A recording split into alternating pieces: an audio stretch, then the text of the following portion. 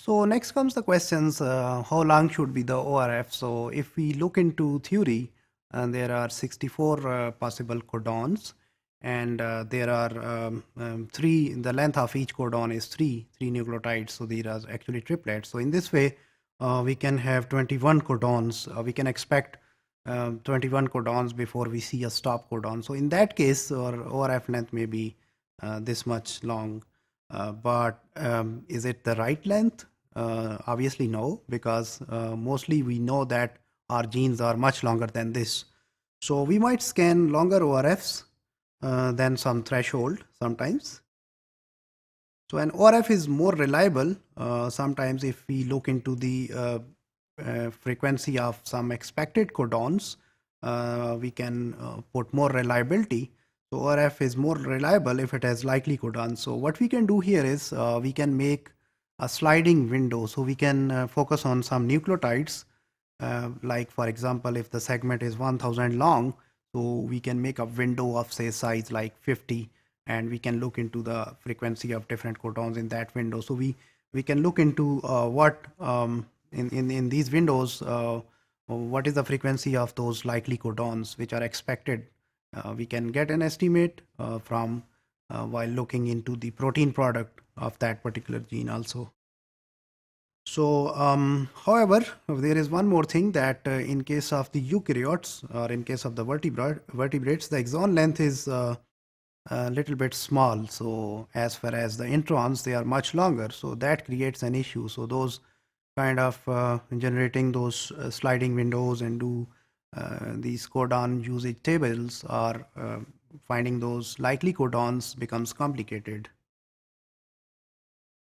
So we might then break up the fragments into hexamers, two codons at a time. So we can look into these presence of these six units or six nucleotides together, or two codons together, and we can have a comparative ratio of different hexamers or frequencies. So that can support in order to correlate those ORFs to the true genes. Tools which are defined to identify ORF, they are called as ORF Finders. So there are three famous tools. One of them is NCBI's ORF Finder. Then there is ORF Investigator, and there is ORF Predictor. So I will go and elaborate a little bit about this NCBI tool because it is more frequently used. So if you go to NCBI website, it is there. It's called as ORF Finder, Open Reading Frame Finder. So you can put your sequence into this space over there. So here you can upload your sequence, and then you can just click this ORF find.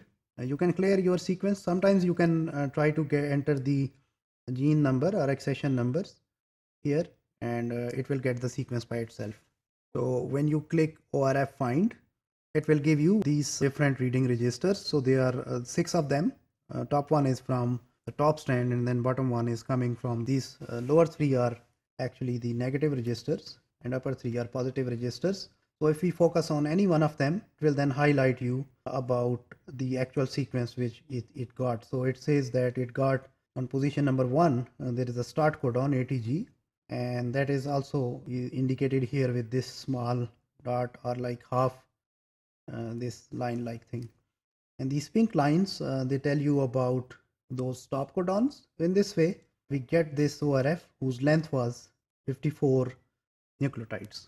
Now, same way, it can also give us the protein it is encoding. So as you see that ATG is encoding methionine. So that is the case which is true for almost all of the proteins. So the first codon is ATG, and where we have the stop codon, we will observe that static. So here it means that our translation, our protein synthesis stops here. So you can same way click on rest of those frames or registers, and it will highlight what sequence is there in this bottom section. So ORF provide important evidence as far as the gene finding is concerned.